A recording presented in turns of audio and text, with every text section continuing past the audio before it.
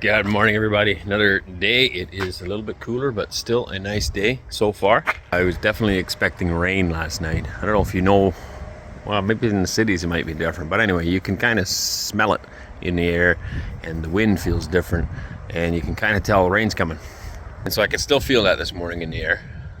But I thought for sure we were going to get some last night, but so far so good. There is a chance of it today, but hopefully it will stay away. It's also possible that it rains. We get that quite often because we're on a hill.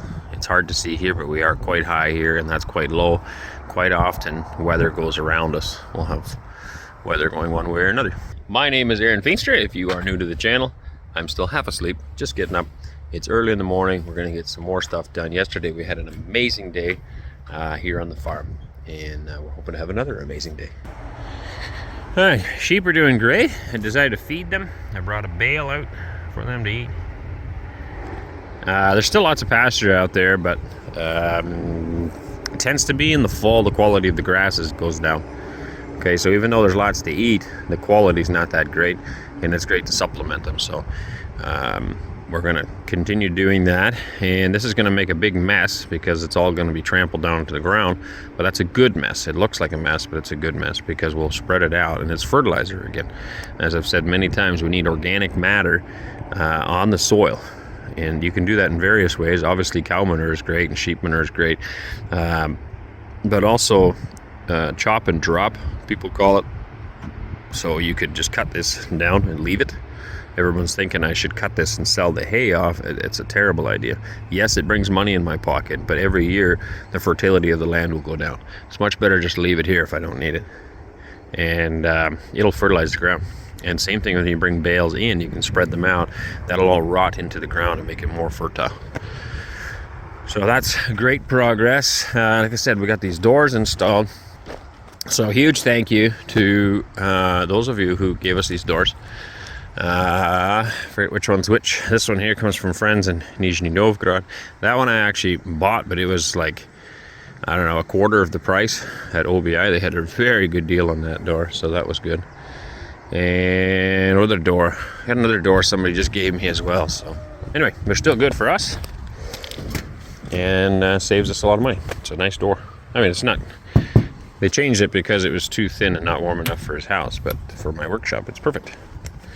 So we still got more cleaning up to do here. This needs to be cleaned up now. There was all the ridge cap. Wes peeled all the plastic off. It comes with a coating on it to protect it. He peeled all that off, so that's why that's here. But now the metal's gone at least, so I'm happy about that.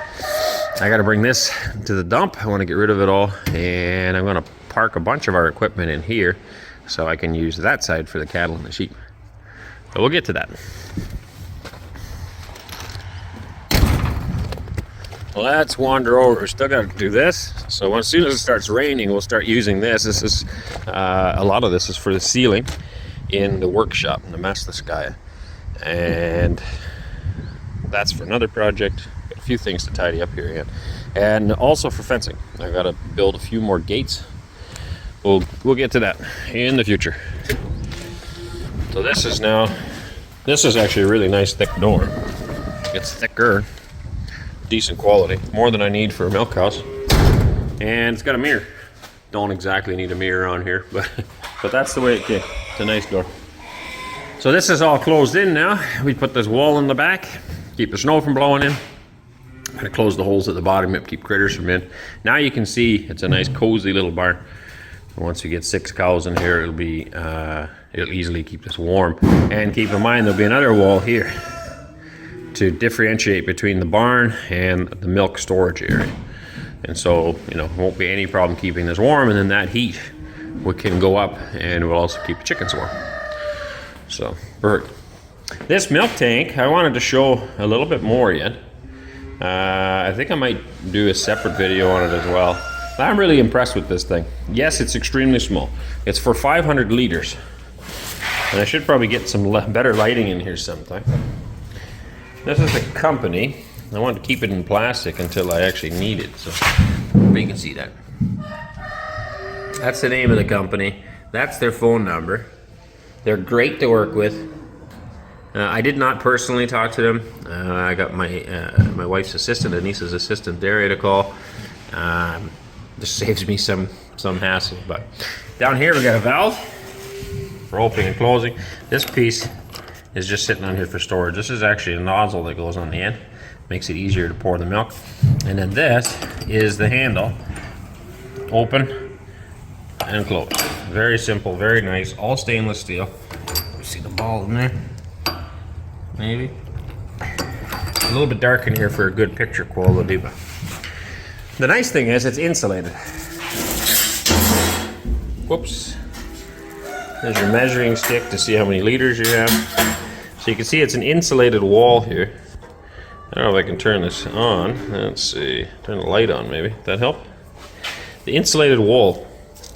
And that's important because this is going to be cooled. So there's cooling lines in here to cool the milk down quickly. That's absolutely important to keep it from getting growing bacteria. So it's insulated and it keeps it nice and warm. And it's also important to give it stirring. So this should be, I don't know about this particular unit, but any unit I've ever had, this thing turns on every so once in a while. You can't have it on all the time because you'll be making butter, but it turns on every so once in a while, keeps the milk stirring and keeps it from separating. Otherwise the fat will rise to the top. So it basically just keeps it in a wonderful pure milk format, but cold. And you can set the temperature. This is the agitator motor attached to the top. This comes as a complete unit. Agitator motor. See the wiring's hooked up and everything comes into this board. And here you'll be able to program your temperature settings on the board. Got your on off, of course. Everything's in here. And this is the actual compressor unit. So it'll use Freon gas or something similar. It squishes it, makes it cold. When Freon, any gas really is compressed, it turns cold. And then that's what cools the milk. Then it'll heat up from the warm milk and it'll come back warm. And then you gotta run it through the radiator, blows the heat out, and then the whole process goes again. But I really like the fact that it's a complete unit. You can just buy it, they ship it over here, and you can start using it. Again, I apologize about the lighting, but I am ultimately very impressed with this little unit. Very compact. And they have them in various sizes. You can buy smaller ones as well, and you can also buy bigger ones. I went with a 500 because it'll be enough for us for at least a couple of years, and maybe longer.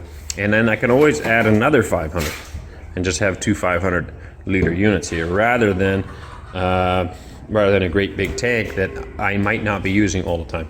For our size, this is going to work good. And we also hope to market our milk every day and not have to wait for a milk truck every couple of days or once a week. So it shouldn't stay in here very long. This is the fan and the radiator.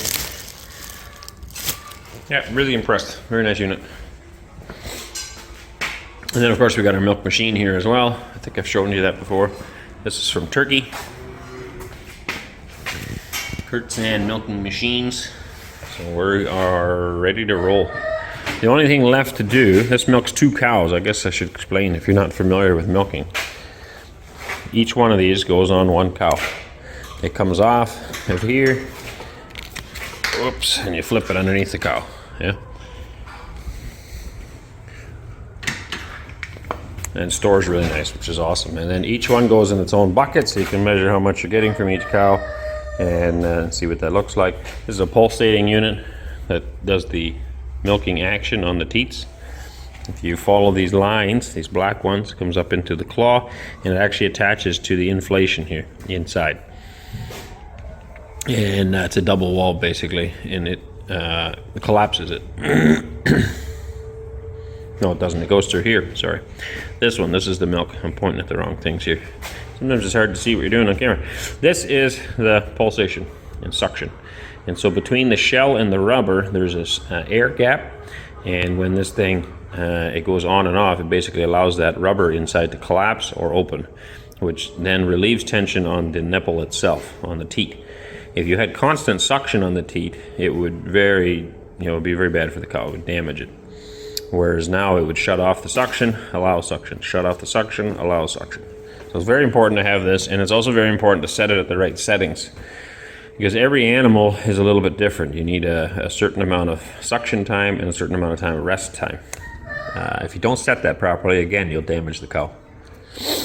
Vacuum levels on here, on-off valves for the vacuum itself, and then a little tiny vacuum pump.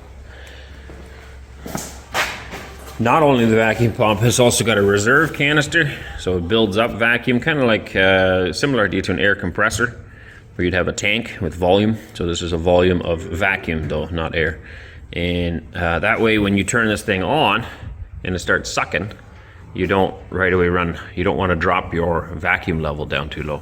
This will keep a certain amount of reserve. So, and it's just electric, which is also very handy. And then lastly, this is oil for lubricating it.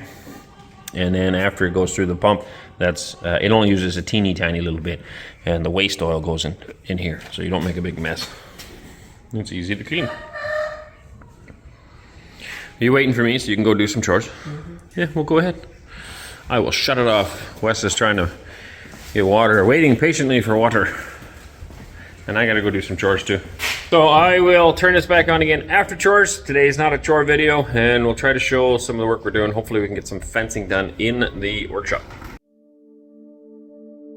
Wouldn't lie to you, doesn't matter what I do. She's got a hold on me. She knows how to drive a truck, but she lets me pick her up when we're going dancing. My heart starts beating when my headlights shining on her. She's my country girl. I couldn't tell you what she's doing with me. She's so damn out of my league. She's a little bit crazy on the weekends, dancing in her red dress, and I love the way she looks in my eyes. And I'm feeling like midnight's getting closer, and I just wanna hold her in my arms till the sun comes up. She's a little bit country. Yeah, she's my country girl. She's a little bit country. Yeah, she's my country girl. She can let her hair down, but got her feet on the ground. I can't get enough of her. She can drive me so wild, just with that sweet smile. There's nobody else for me. My heart starts racing every time I'm looking at her. She's my country girl. I couldn't tell you what she's doing to me. She's so damn out of my league. She's a little bit crazy on the weekends, dancing in her red dress, and I love the way she looks in my eyes. And I'm feeling like midnight's getting closer, and I just wanna hold her in my arms till the sun comes up. She's a little bit country.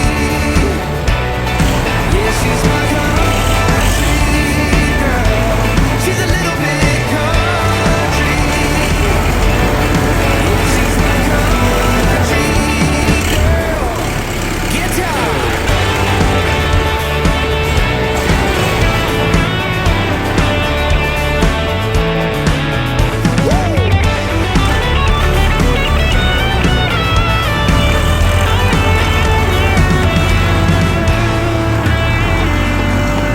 Yeah. All right. Wouldn't lie to you, doesn't matter what I do. She's got a hold on me. She's a little bit crazy on the weekends, dancing in her dress. Yeah, we went ahead and cleaned this all out. Got to get rid of that yet. Got some posts picked up. Wes is going to sharpen them now. I got my weight in the bucket ready. Basically what we're going to do is put a line of posts in from this guy across to that guy, thereby giving the calves and the sheep this whole side of the shed, which is pretty large, about 30 feet by 40 feet, 1,200 square feet for 5 calves, 20 sheep, and a ram for the winter. So it should be pretty good. And then we're gonna dismantle some of this stuff. We'll store our hay in here. We'll close off at least part of this hole so less wind gets in. We've already got the gable closed. We've got the ridge cap closed. Now you can still see light and that's normal because it is a vent, but direct snow and rain can't come in. So that's the goal. I'll have to dismantle this, I guess, as well. It's very handy to have this bench, so maybe I'll just move it over one. Not sure yet what we're gonna do there, but it'll have to go because we're having posts through here. Maybe we'll do that later. For now, we can just put the posts in, but before we build a fence, it'll have to go. And then I need to decide if I need to cover up the tin a bit more. Probably it's gonna be okay the way it is. But yeah, if they get a little bit rowdy or something and start hammering on it with their feet, then it makes a mess in a hurry. So ideally, I would cover it all up on the inside with some boards. But it's just literally a temporary thing. I don't plan on having animals in here long term. Just this winter, I would like to store them in here. So I'll have to think that one through a little bit. But it sure gives a lot more space here now that we get all the stuff out. Yep. So those 3 calves will for sure go in here. Those 2, I'm not sure if I'm ready to put them together yet or not. They're considerably smaller. I just don't want them to get beat up. But we are going to make also a fence on the outside going to the pasture. So this pen will have access to that pasture and be able to go back and forth. At that point, the calves will easily be able to get away from the bigger calves, and they should be fine. And then I also want to give the pigs a bigger pen. So I'll have to resituate how we're doing this here so the pigs can have a double pen. You ready to go? Drill some holes. I should find a tripod so we can film our work. Right now I'm filming you with your boots. 1 boot is completed. Wiping off feet. Emptying boot. Boot down. Roll up pants. Push foot in boot. There's your farm tip of the day. Boot 1 completed for a second time. Now we're on boot 2. Shake, shake, shake. Rattle, rattle, rattle. Wipe, wipe, wipe. Fold the pants. Tuck it into the boot. And finished. Good job.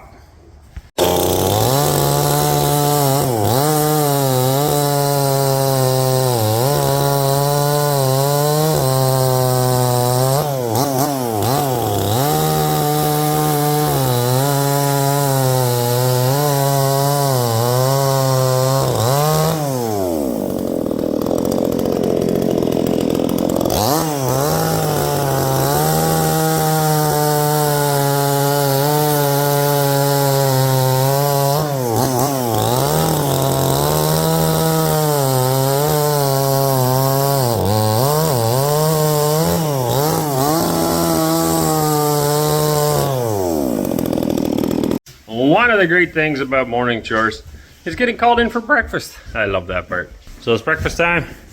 Not sure what we're having here. Some kind of oatmeal with bananas maybe, egg and a piece of bread. Is it good? How do you know? Because I ate some. You were eating, we didn't even pray yet. No, I want banana. You ate a banana? Bananas are always good, aren't they? Oh, and coleslaw. And some milk. More bread. Milk cow. So yummy. No. Hey? Milk cow. Milk cow? Well, not from our cows yet, hey? Hopefully one day.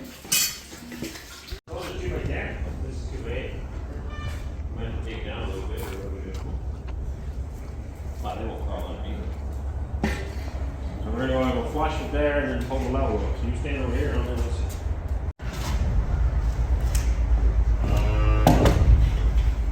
What happened? Nick? You got a level on it?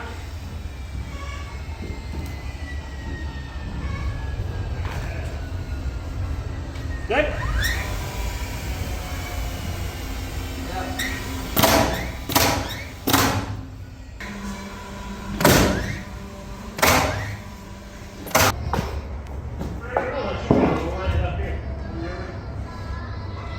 Which one is it? This top one?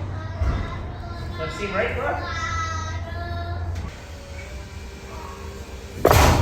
Why would it be different than the ones?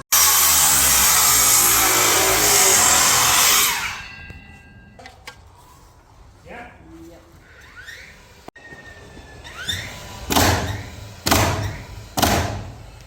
Found that. Yeah, 100. Okay, that's it for now. I gotta go help Cora with some red beets. We're gonna do it a very unconventional way by using a grapple. We'll see if it works. And Wes is gonna finish this up. We got one board here. We'll run one more underneath it, and then we'll build a gate above it. Hey? You want another one underneath here too? Yep. Just so nobody escapes. It'll be a pretty large pen. Wes has got the new feeder all done. So this will be for hay. And this is where they can stay. So the sheep will actually be able to stick their heads through this, and we might be able to build a trough for grain on the other side, as long as the calves can't get their heads through, which they shouldn't be able to. It's pretty narrow gaps, about 7.5 inches, which should be too small for calves. The trouble is if it's just big enough, you might have a dumb calf stick their head through and get stuck, and we don't want that. But I would ideally have a place where the sheep can get oats and the cows can't, because I want to feed the sheep oats and I want to feed the cows wheat and barley. But anyway, this is our hay feeder now because it's coming winter. Going to build a gate there. The ram's gate would fit, but I don't want him out yet because then he'll breed the sheep and they're still too young. I want to wait another month and a half at least for that.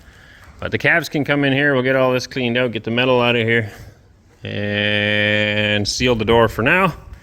What we're going to work on next, we started already, is laying this out. Wes is getting a laser set up on the building. There's a really cool feature on the laser we've talked about but haven't shown you. And you can clip this to the wall. It's magnetic. So again, this is the DeVoe laser. If you are interested in purchasing a laser, I do recommend this one. We've demonstrated how it works excellently in a few videos. We're very thrilled and very happy with it. And there is affiliate links for us with this. If you wish to purchase this, you can do so through those links, and it costs you no more for the laser, but if you use those links, it actually benefits us because we get a little bit back from the laser. So it has a 3-way laser, this one, and this one, 3 different directions, and it comes with a reader. Awesome case, very hardy case, multiple batteries. And they also sell a tripod for this as well if you don't want to use it. Like if you're doing metal, we've said before, if you're doing metal buildings, this would work perfectly. But they also sell a tripod that you can set this on as well. And so if you follow the links down below, you can find all of their great products, and you can support our family in doing so. So we're getting that set up right now. He's running the line here. And we're going to be aiming for the gate post over there, and we're going to put a fence. This is a permanent one. This one has to stay, so we'll do a good job on it. Long term, we're going to have another one out here. This will be a run alley where the cows can go to get into the dairy barn over here.